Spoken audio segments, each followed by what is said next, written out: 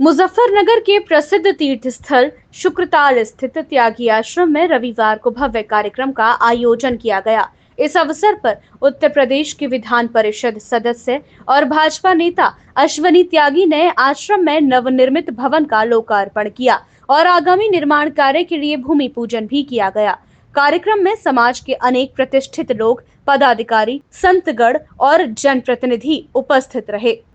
Bhajpa MLC Ashwani Tyagi ने फीता काटकर विशाल भंडारे का आयोजन किया और समाज के लोगों से मिलकर आश्रम द्वारा किए जा रहे कार्यों की सराहना की। उन्होंने कहा कि त्यागी समाज ने सामाजिक एकता और विकास की दिशा में जो कार्य किए हैं वे प्रेरणादायक हैं। उन्होंने अपने संबोधन में कहा, त्यागी आश्रम शुक्रताल ने समाज के लिए उपयोगी भवन का निर्माण कराया है जो भविष्य में सभी के लिए लाभकारी सिद्ध होगा। इस अवसर पर मैं समाज के सभी लोगों को बधाई देता हूं जिन्होंने इस आयोजन को सफल बनाया।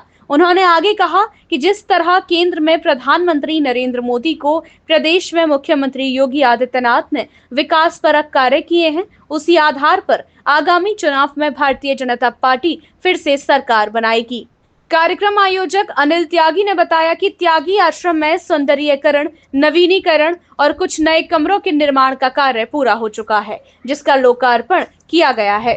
साथ ही आगे के निर्माण कार्य के लिए भूमि पूजन भी किया गया है। वो पुनर्वास राज्य जब देश आजाद हुआ, उस समय के जो आंदोलनकारी और स्वतंत्रता सेनानी थे उनमें एक उचित स्थान उनका था, बड़ा सम्मान का उनका स्थान था। तो राष्ट्रपति के चयन की साथियों प्रक्रिया शुरू हुई तो सरदार पटेल जी से उन्होंने कहा कि साहब देश का पहला राष्ट्रपति डॉक्टर राजेंद्र प्रसाद को होना चाहिए।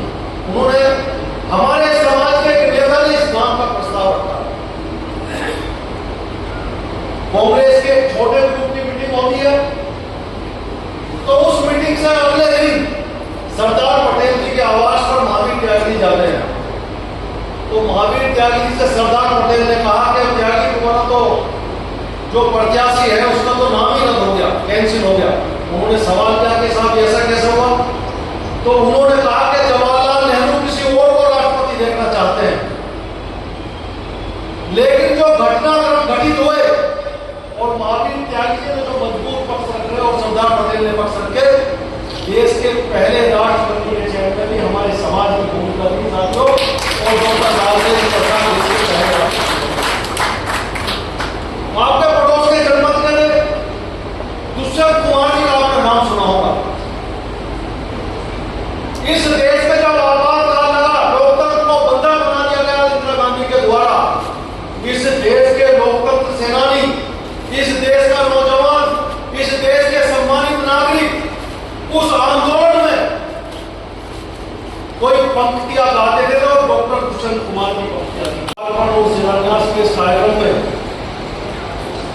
इस कार्यक्रम की अध्यक्षता कर रहे हमारे समाज के बहुत ही अग्रणी नेता, बहुत ही संघर्षशील नेता आदरणीय प्रमोद त्यागी जी।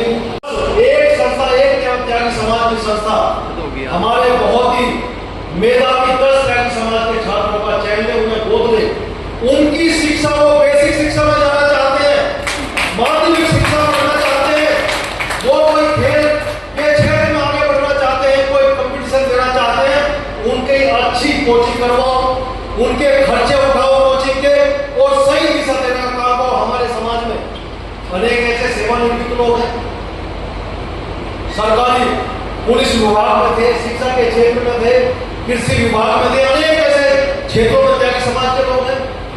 हो सकता है मेरी बात आपको बुरी भी लगे। जितने भी सेवानिवृत्त लोग समाज के हैं उनमें से 80% लोग पैंट कमीज पहनकर या तो कुर्ता घुमाते मिलेंगे या अपने पोते पोतियों को घुमाते मिलेंगे। 60 साल में जो व्यक्ति सेवानिवृत्त होता है और सक्रिय रूप से रहता है 75 साल तक, वो 15 साल समाज को हम अपना क्या योगदान दे सकते हैं समाज के रूप में। अब ये ना करने से क्या दुष्परिणाम होते हैं? एक बार अभी 5-6 साल पुरानी बात है, गाजियाबाद के देवदत्त जी जानते हैं और पंकज जी जानते हैं। एक हमारे नौजवान है त्यागी, वो सभा चलाते हैं गाजियाबाद। जब मैं विधान परिषद का सदस्य बना तो मेरे पास लखनऊ आए, तो मैं पूछने लगा पापा अभी आए हो या सुबह आ गए थे? तो उन्होंने कहा कि साहब हम आगरा जो है त्यागी इलाके का एक IPS अफसर था, 5-6 साल पहले, वो अंडर ट्रेनिंग अफसर था। ये साहब हम उनसे बधाई देने चले गए, एक IPS का गाजियाबाद का था, मगर भाई अच्छा किया आपने बधाई देकर। तो उनमें से एक लड़के ने कहा हमारा तो बड़ा खराब अनुभव रहा, हमारे कैसे लोगों ये चलते हुए हम फोटो खिंचवाने लगे उसके साथ, तो उसने फोन हमारा ले लिया, फोटो मत क्या छोड़ लोग हमें बड़ा बुरा लगा। तो खैर मैंने उन्हें समझा, बुरा लगने की बात नहीं है। उसे किसी ने ये नहीं बताया कि तू त्यागी के कारण तेरी क्या भूमिका, ना तो परिवार ने बताया ना समाज ने बताया। उसे ये लगता है कि मैं अपनी मेहनत से सिविल सेवा परीक्षा पास की है, समाज में उसमें योगदान होता, भागीदार होती, तो उसे लगता है कि समाज का बड़ा योगदान है। मेरा आप सबसे आग्रह है कि हमारे बड़े मेधावी छात्र भी हैं, हमारे बहुत ही शानदार सरकारी अधिकारी से सेवानिवृत्त हुए लोग, शिक्षक भी हैं, जुडिशरी के भी हैं, पुलिस में काम करने वाले लोग भी हैं, अनेक ऐसे लोग हैं, समाज में सहयोग करने वाले बहुत लोग हैं। ऐसा नहीं हम नकारात्मक में चले गए, कोई सहयोग नहीं करता। कई लोग बड़ी नकारात्मक बात भी करते हैं, सोशल मीडिया के माध्यम से हम चार बैठे तो बुराई करेंगे आस पड़ोस में।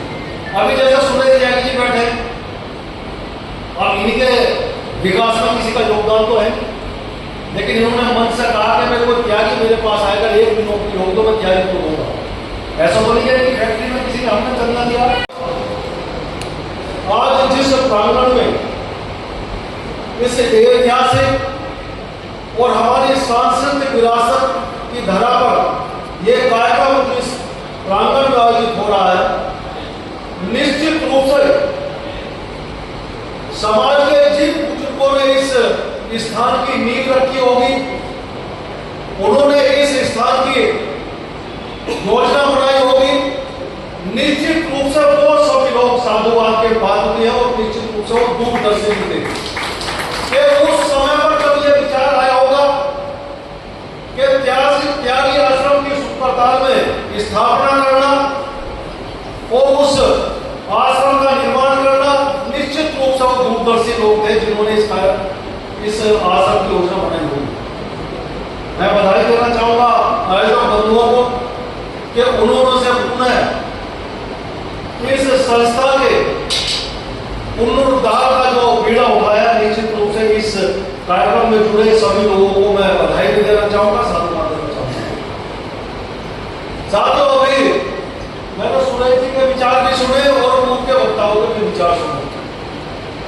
यहाँ बड़े जागरूक और मौजिद लोग बैठे हैं, क्योंकि मैं भी 30 साल से राजनीतिक क्षेत्र में हूँ और मुझे लगता है कि बिरादरी में जो जागरूक हमारे समाज के लोग सबसे ज्यादा किसी जनपद में है, मैं आपके सामने प्रशंसा नहीं कर रहा, वो निश्चित रूप से मुजफ्फरनगर जनपद के त्यागी हैं।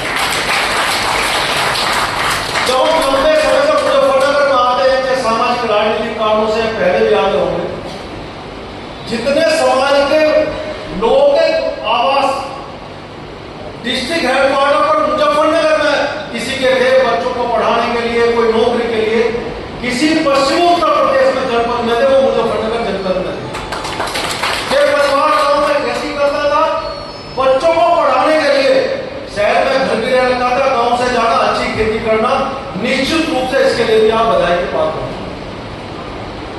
लेकिन जो चिंता अभी यहां वक्ताओं ने प्रकट की कि वर्तमान परिस्थितियों में हमारा स्थान क्या है, इस प्रतिस्पर्धा के युग में साथियों,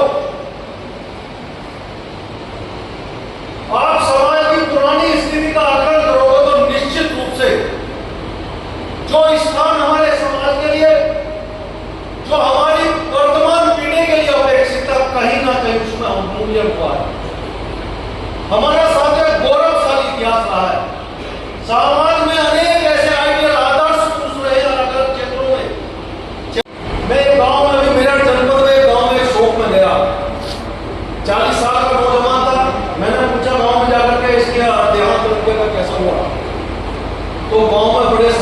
के मेरे साथ हो गई तो उन्होंने कहा कि साहब ये लड़का जवान लड़का शराब पीता था।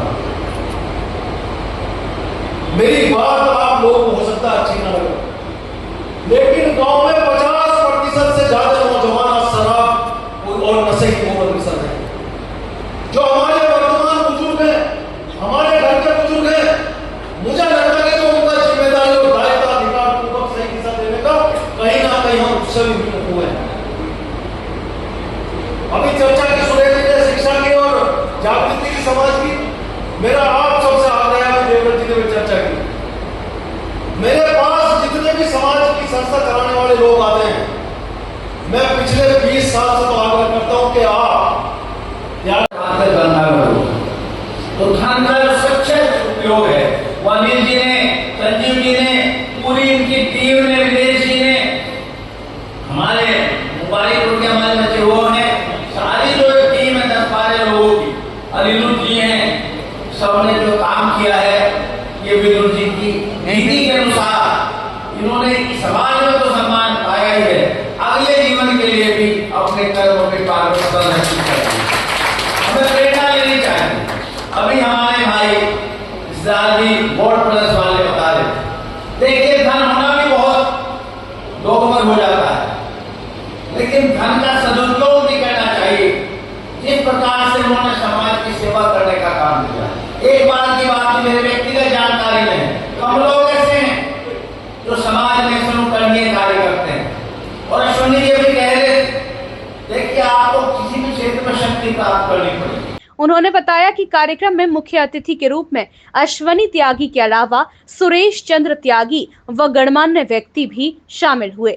अनिल त्यागी ने समाज के सभी सदस्यों और टीम के सहयोग के लिए आभार व्यक्त किया। आज किस तरह का कार्यक्रम है?